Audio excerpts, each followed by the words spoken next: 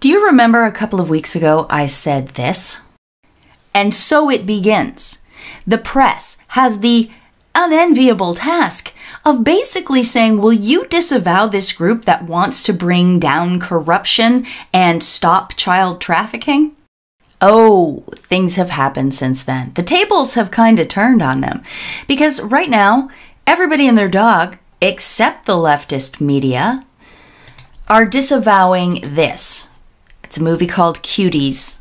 I don't know if you've heard of it, so let me give you the briefest breakdown of the scenario. There's a French black filmmaker who made this movie. She's calling it a coming-of-age film that examines the hypersexualization of young girls in culture. And as you can see, the American version chose quite a different poster than the French version did. The poster is just the tip of the iceberg. I've seen scenes from this movie and they are pornographic. They are softcore pornographic, and these girls are 11 years old. Ted Cruz, Senator Ted Cruz, Republican, calls for a criminal investigation into Netflix over the film Cuties. He says, these scenes in and of themselves are harmful, and it is likely that the filming of this movie created even more explicit and abusive scenes. So sensible people from whatever political stripe are agreeing and saying that this movie is filth and it's dangerous and damaging. Here's an example of how the public feels. On the Cuties official trailer from Netflix, 1.9 million thumbs downs. However, the usual suspects, the cadre of progressive mouthpieces, are coming out in favor, explicitly in favor of the movie Cuties. And they're using various tactics to try to shame anyone who is against the movie. Let's start here with Alyssa Rosenberg. The freak out about Cuties bothers me more than almost anything I've seen in a decade as a critic. And in this headline from the Washington Post, it actually says, the people freaking out about Cuties should try it. We should try it? We should just watch the soft-core child porn movie to see if we like it. That's the advice of Alyssa Rosenberg. Well, who is she? Alyssa Rosenberg is Matt Gertz's wife. Matt Gertz is a senior fellow at Media Matters for America. Interesting, because Media Matters for America is run by a guy named David Brock, who may or may not have been sexually exploited by Representative Barney Frank when he was younger. There's photos out there. You should look for it. And he was also, as you can see, partners with, dating for a long time, James Alefantis. James Alefantis is the owner of Comet Ping Pong, Comet Pizza, Pizzagate. If you want to learn more about this whole thing, I did a video called The Richest, Most Twisted Swamp Creatures Ever, and it's all about that. You could go back in time and look at that if you want to learn more. So that's very interesting that it's those guys defending the movie Cuties, but they are not the only ones. Here's a selection of headlines Orwell and Good collected.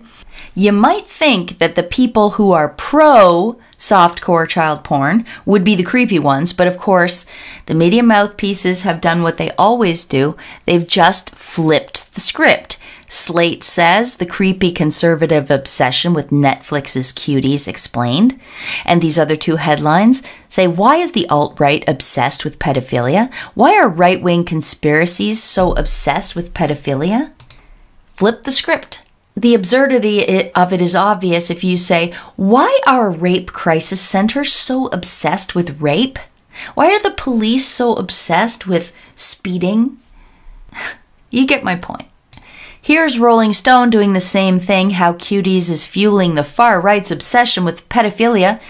And they go further. They say the fight against sex trafficking has become politicized, and the misplaced outrage could be protecting actual child predators. Give me a break. They just don't like how many people are focused on this issue. This $150 billion a year cash cow for the absolute dregs of humanity who capitalize on exploiting children, exploiting adults, human trafficking, pedophilia, child porn, and all of the rest of it. It's a huge, enormous industry, and they're protecting it. Let's look a little bit at Netflix and why the uber left, the insane radicals, might be defending Netflix and this movie. Here's one reason. Jesse Lee Peterson tweeted, "The main character in Cuties is an 11-year-old black girl. In this day and age, there is no way Netflix put out a movie sexually exploiting a black girl without approval from their most influential partners, the Obamas and Susan Rice. That would not happen. Not happening," he says. Right. Did you know that? Obama and his wife and Susan Rice from his administration are all on the board of Netflix. So they probably vetted this film. And also, look at this. You see how it won a Sundance Award from the Sundance Film Festival? How could that be if it was child porn? Would that really happen? Let's have a look at who's involved in Sundance. Man who was abused by Sundance Film Festival co-founder when he was 13 tells how he confronted the filmmaker 26 years later and secretly recorded him admitting to the abuse.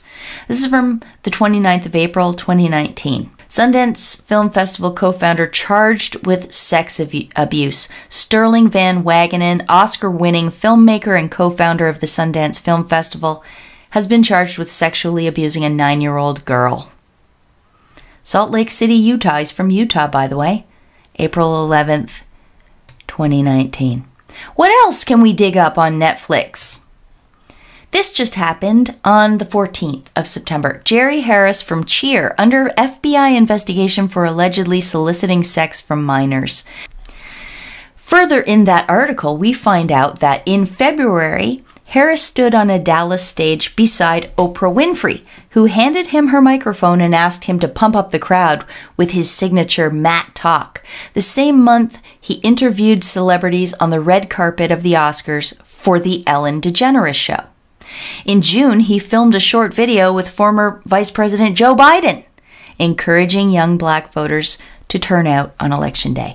Now, you have to add this in with everything else I've covered. And I can't recover everything in every video. They just get way too long.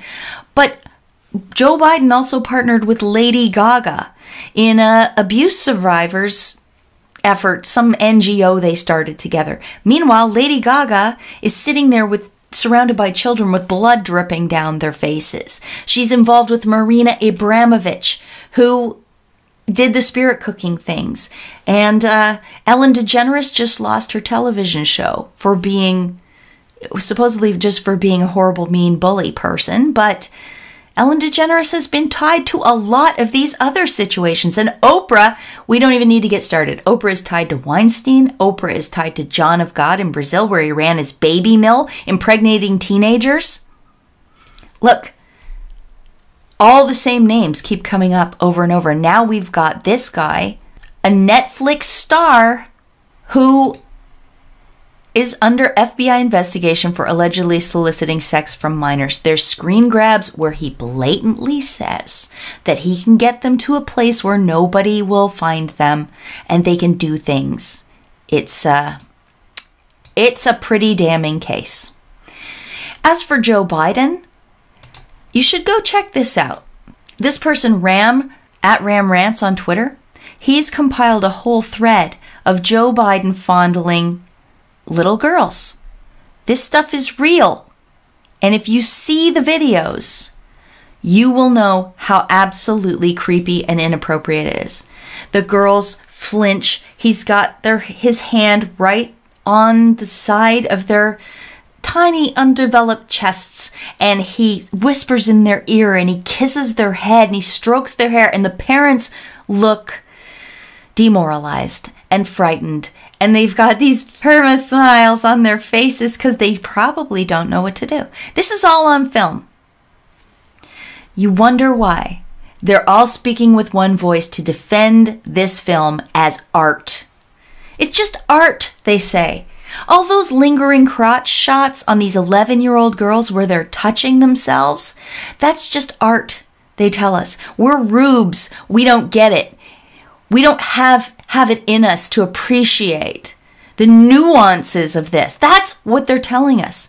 And FYI, they did the exact same thing with Comet Pizza, Comet Ping Pong, Pizzagate. It's the exact same thing they did there. You just don't understand what goes on in those back rooms, in those all ages concerts where they talk about killing newborn babies and they talk about having a proclivity for young boys as being just another sexual preference. Ha ha ha, they say in their demonic voices. They told us then, we just didn't get it. We're rubes. We don't get it. By the way, I had asked my Twitter, I put it out on Twitter, if anybody had just a short compilation video of all these Biden videos so that I could play it for you. And somebody tried to send me something in response to that. It was Alistair Williams, comedian. Have you heard of Alistair Williams? He's great. He's hilarious. He DM'd me. He said, Twitter just locked my account for sending it to me, a montage of the Biden stuff. And look at the reason they gave. Can you see this? We locked your account for posting content that violates our child sexual exploitation policy. Oh yeah, they lock Alistair Williams' account for sharing what Joe Biden did to those little girls. Whoa. Okay? You can see what's going on here? Can you see what's going on here? That's Joe Biden, candidate for president of the United States. The Democrats are the ones pushing this. However, child sexual exploitation, I want to stress once again, is nonpartisan. I don't care who's doing it. I only care that it stops. But I think it's important to mention this. Right as all of this is happening with Cuties in California, Governor Gavin Newsom signs bill changing sex offender law. The law ends discrimination by treating LGBTQ young people the exact same way that straight young people have been treated since 1944. Today, California took yet another step toward an equitable society. You want to know what that's all about? In California, there was a harsh penalty for anyone abusing an underage person if they were doing it in a homosexual relationship. So sodomy. If you sodomize a underage person in California, you used to get a certain stiff penalty for that. But they said that's not fair because the penalty for pedophiles who don't sodomize and who only vaginally penetrate young people is less. So let's lower the standard. Now everybody gets the same lower penalty. Seems to me, if you really cared about children, you would have advocated to raise the penalty for the heterosexual pedophiles to the level of the homosexual pedophiles, right? That's what it seems like to me would be sensible, but no, instead they lowered it for the homosexual pedophiles to be equal in the name of equality. All right, let's move on. Tulsi Gabbard, one of the only Democrats to come out against the movie Cuties. She said, child porn Cuties will certainly whet the appetite of pedophiles and help the child sex trafficking trade. 1 in 4 victims of trafficking are children. It happened to my friend's 13-year-old daughter. Netflix, you are now complicit, she says. And this person, Elizabeth Nolan, pipes up and says, using a fake controversy to push fake news and made up stats. I don't know why I thought Tulsi was better than this, but I did. Shame on me. I mean, these guys are going all in. I mean, can you imagine them criticizing Tulsi Gabbard for having a stance against child trafficking and pedophiles? But they did. Take note, Elizabeth Nolan here is from Reason magazine. Do you recall where you saw Reason before?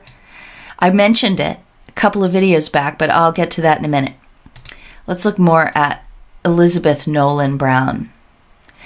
Elizabeth Nolan Brown also tweets, here's more on the insane idea that 300,000 kids are trafficked for sex in the U.S. each year.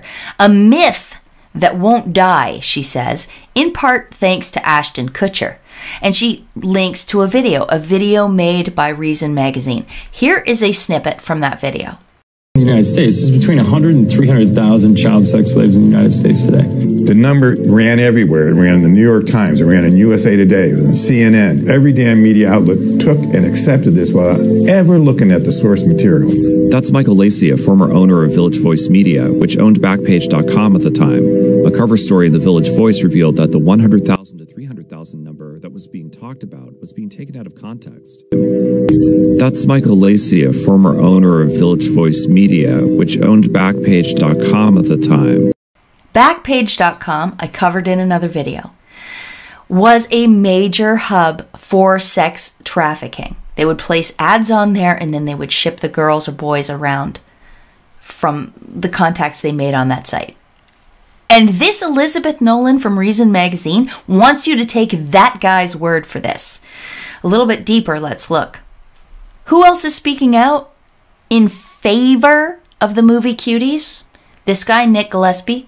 What percentage of folks attacking Cuties have watched even the trailer, much less the full movie, which is hardly a celebration of child sexuality, he says. He's from Reason. Kayla Stetzel. I've been called a pedophile so often over the last week for defending this film. Kayla Stetzel is from Reason magazine.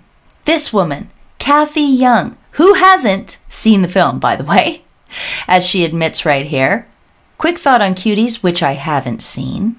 It's pretty obvious the film was made by a female director to condemn sexploitation of underage girls, blah, blah, blah, blah. If you're calling for Cuties to be censored by government as child porn, spoiler, it's not. Remember, she hasn't seen it. Or calling people pro-pedophile for defending it, please, not another word from you about cancel culture, free speech, etc. You're just in it for the culture wars. I can't even believe this woman's take. So, cancel culture? Yeah, we want to cancel pedophilia or softcore child porn. We'd like to cancel it. Andrea, or whatever your name is, Kathy.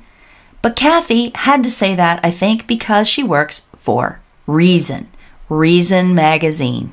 Remember this? This is where I brought your attention to Reason a few weeks back. Who funds the rioters is not a question the federal government needs to ask, they say. I had a brief look at who funds Reason, and it might surprise you to find out that Reason is supposedly right-wing. Libertarian is actually what they call themselves. They take money from the Koch Foundation.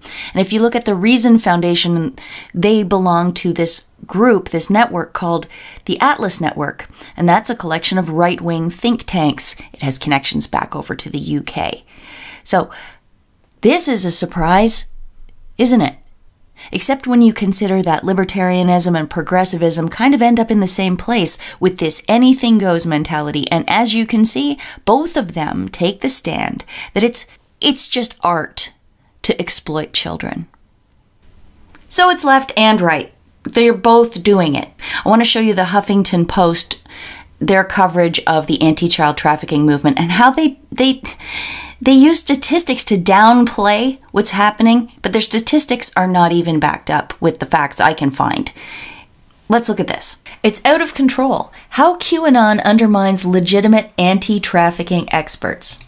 Hold on. Why am I talking about QAnon all of a sudden? It's because one of their main defenses of Cuties and one of their main ways they're trying to shame people is they're trying to say that everybody who's looking into pedophilia and child trafficking is affiliated with QAnon, or they've fallen for this QAnon propaganda effort or whatever. So I have to talk about it. And in this article, they say, the child sex trade is a global crisis. Far-right conspiracy theorists are harassing, distracting, and intimidating the organizations fighting to end it. Blatant lie. But they don't need to prove anything to you. They just use anonymous sources and they make bogus claims. So they're talking to this one person who supposedly is an activist for fighting the global child sex trade. But listen to what this person did. The person they're talking to fought to pass a California law decriminalizing child prostitution. Does not compute. But they are counting on you not to read fully and not to see their depravity. Here's more from that article. In the vast majority of sex trafficking cases involving minors, victims are not kidnapped or held captive, and they typically have existing familial or romantic relationships with their abusers. In the approximately 29,000 cases of missing kids that the National Center for Missing and Exploited Children investigated in 2019, non-family abductions accounted for less than 1%. All those numbers are wrong, but let's just take the familial relationship thing, because this is a huge talking point for them, as I covered a couple of weeks ago when I talked about Kevin Roose making the exact same claim, that it's not very salacious because the kids aren't kidnapped and they're not physically forced into sex. Do you remember Kevin Roose, the dunce, talking about that? Well, he was lying then, and they're lying now. Here's stats from the IOM. It's the world's largest data repository of human trafficking case data. Recruiter relationships when it comes to children. Family, 19%. Friend, 8%. Intimate partner, doesn't even show up. Other, 73%. How does that go with this less than 1%? Non-family abductions accounted for less than 1%, say the liars at Huffington Post. Jessalyn Cook, you are an official pedo cover-upperer, along with Ben Collins, Kevin Roose, Brandy Zadrozny, whatever hell her name is, and all the people I've featured in this video so far. Just so you see it one more time, get a screen grab, share it around.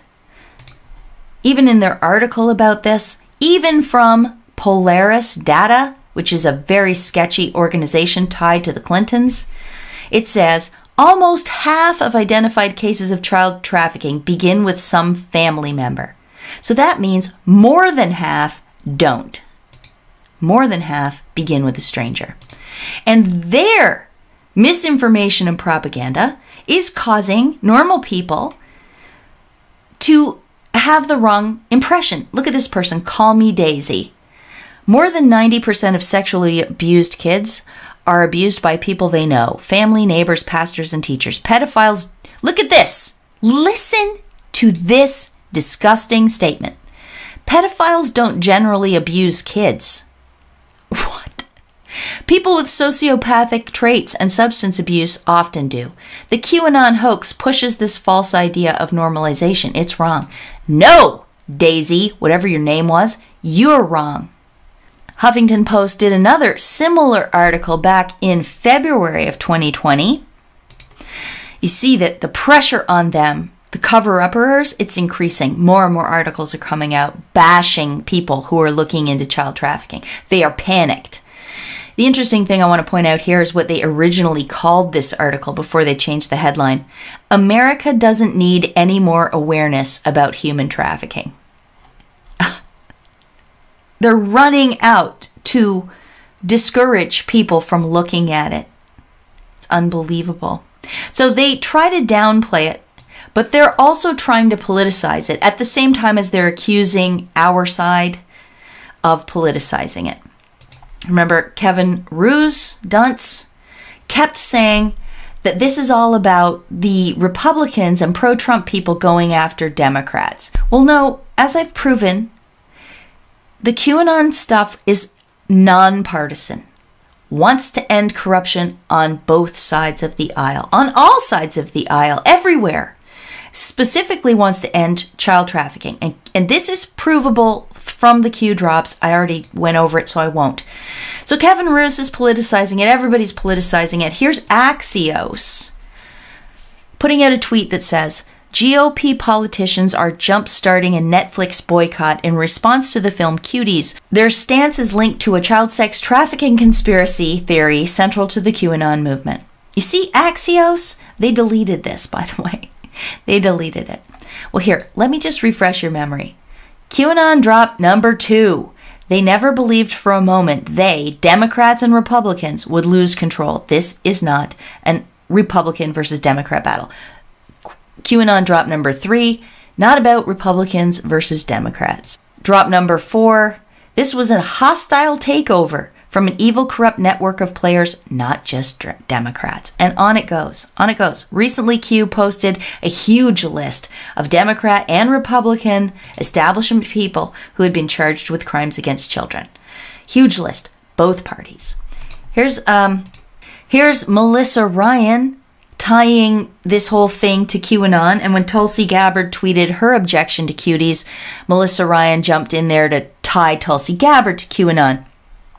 It's the boogeyman du jour, QAnon, even though it is all about fighting corruption, fighting child trafficking. Now look at Travis View.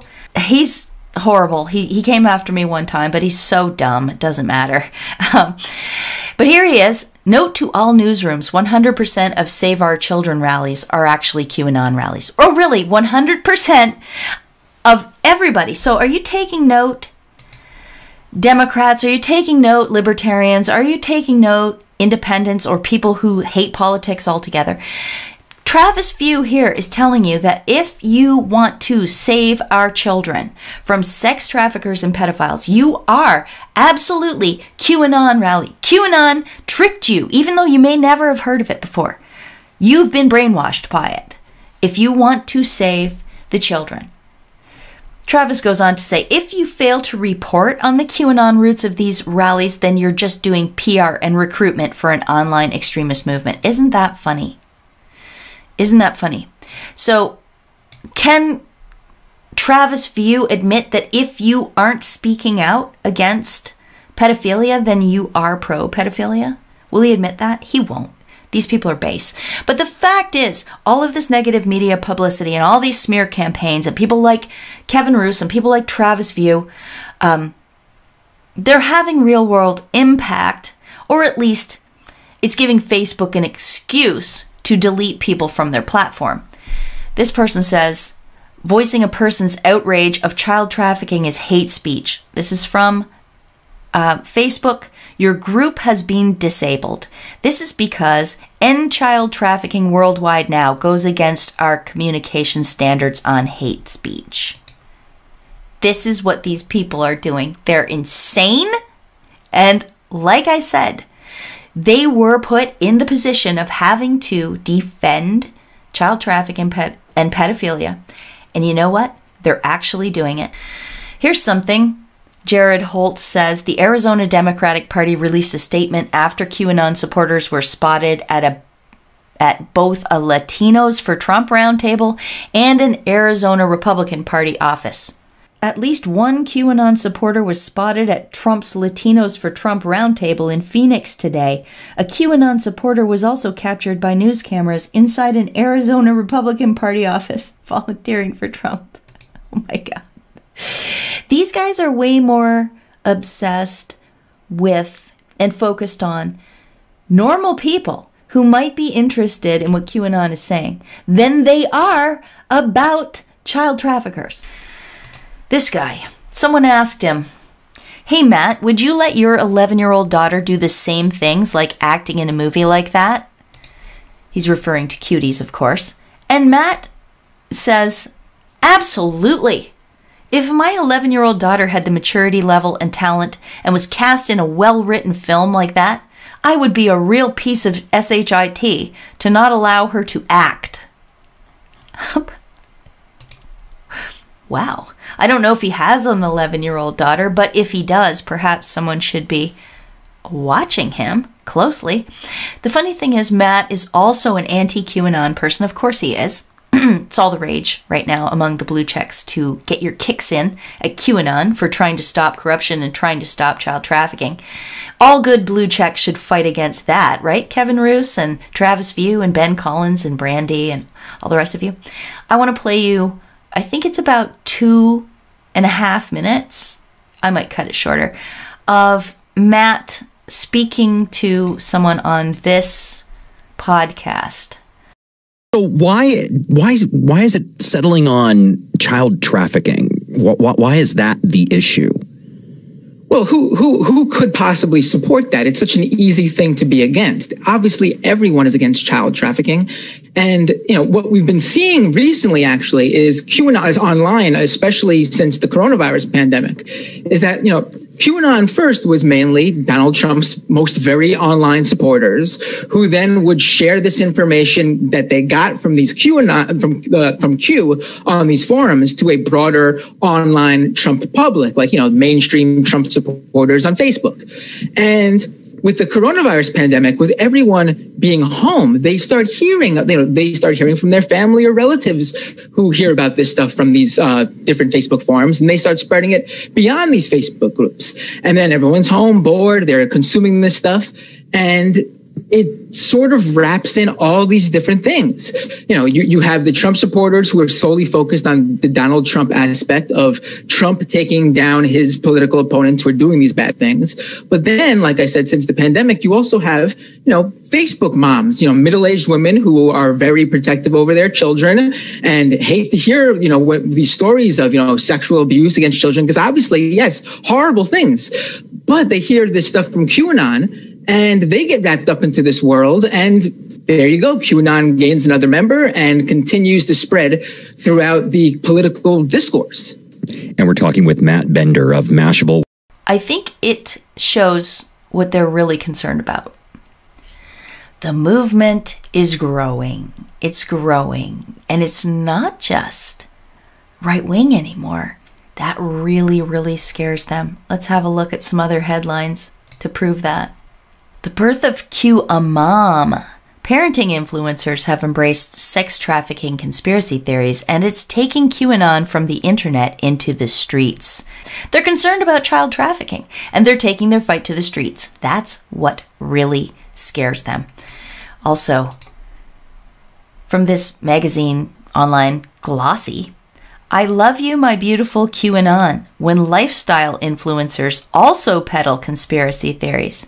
You notice how child trafficking is a conspiracy theory all of a sudden, even though it's reported to be a $150 billion a year business? Which is true. Mother Jones says wellness influencers are spreading QAnon conspiracies about the coronavirus. Yes. The thing is, it's not QAnon. Well, it might be partly, which is great. And QAnon has opened so many eyes all around the world. The powers that be and the people benefiting from all of these scams, whether it's coronavirus, vaccines, child trafficking, the lockdown, the fourth industrial revolution, what else? The Spygate narrative, the anti-Trump stuff. It's all coming together.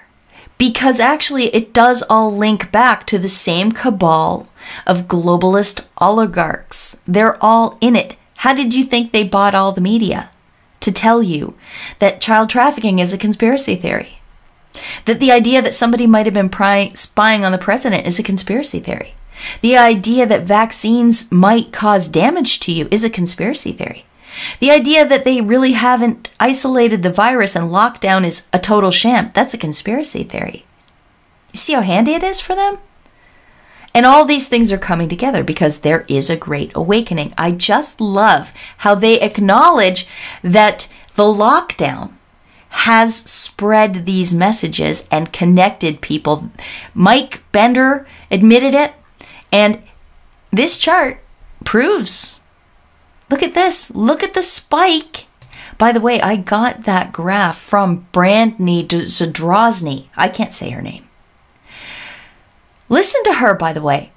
She's reading.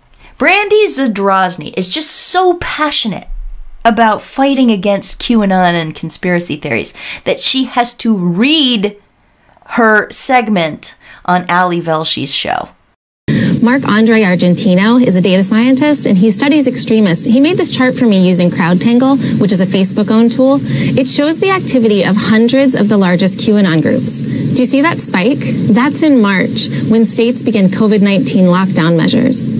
But it hasn't just grown. QAnon content is reaching a new audience, and in some unexpected places. Anti-vaccination, anti-mask activists have embraced the conspiracy theory. Instagram is riddled with QAnon conspiracies, spread in flashy posts by lifestyle influencers, mommy bloggers, and alternative health pages. And in some 200 cities and towns across the U.S. last month, moms, often with kids in tow, gathered in their main streets, holding signs, branded with QAnon messages. Now, after 6 months of rapid growth, Facebook finally took some action, removing some, but not all, of the QAnon groups that were explicitly discussing violence.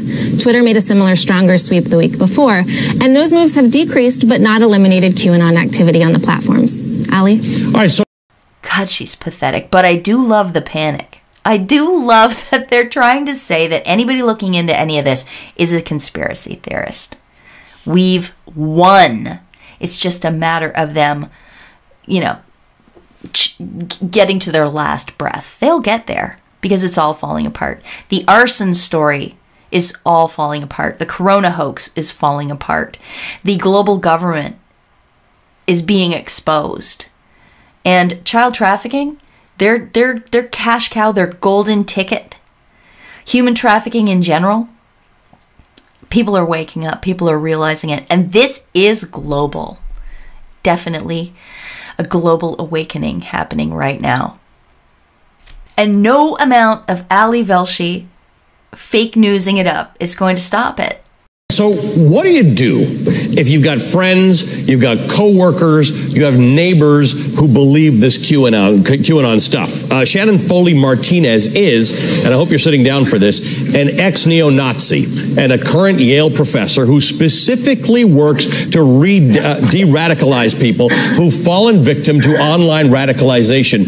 Shannon, thank you for joining us on the show, man. Sure, I'm not a Yale professor. I'm a consultant at Peril at American University, just to clear that up. So you're accusing me of disinformation already. I'm 30 minutes into the show, and I've already provided disinformation. Oh, Ali, you're so funny. You're so funny and phony with your phony fake guests. Ali Velshi is a subject for another day. So let's wrap this up. I just want to remind everybody that Cuties is exploitation of young children, 11-year-old children. It is softcore child porn. And we've got all kinds of people coming out to defend it. These people are either employed by or are themselves the usual suspects. The public hates it, as these thumbs downs show. Some lawmakers are looking into it as a criminal act. We've got somebody from another Netflix show that's just been targeted by the FBI for investigation for soliciting sex from minors. And that guy happens to have been hanging around with a bunch of usual suspects, especially Gropey Joe. Creepy Joe. Gropin', handsy, pedo Joe. And a bunch of the usual suspects, funded by all the usual suspects, are coming out in favor of this thing, calling it art, trying to shame everybody, trying to tell people that if they are concerned about it at all, they've probably been brainwashed by QAnon. QAnon is great. It has awoken so many people, and I don't want to take a single thing away from it. I am a big fan, but it's highly likely that most maybe, people who are against this Netflix show have never even heard of QAnon. It simply is repulsive on its face. You don't need to know anything about QAnon to know that. All right, I'm going to stop talking now. If you would like to support my work, please send me a donation through paypal.me. I will leave the address in the description box below. I also have a P.O. box if you'd like to send me something through the snail mail. All my references will be in the description box. I'm also on BitChute. That's where my videos are backed up, so I'll leave a link to that in the description box for you. What else? Congratulations, Frank and Lauren, from Quite Frankly. They had their baby, Aurora Rose, arrived. Congratulations, you guys. Big love to you. And I guess that's it. I'll sign off now. Thank you very much, everyone, for being here, for all of your support in every way that you've sent it. It means the world to me. It sustains me. It keeps me going. There are more good people out there than you think, and they are everywhere. All right. Until next time. Peace out.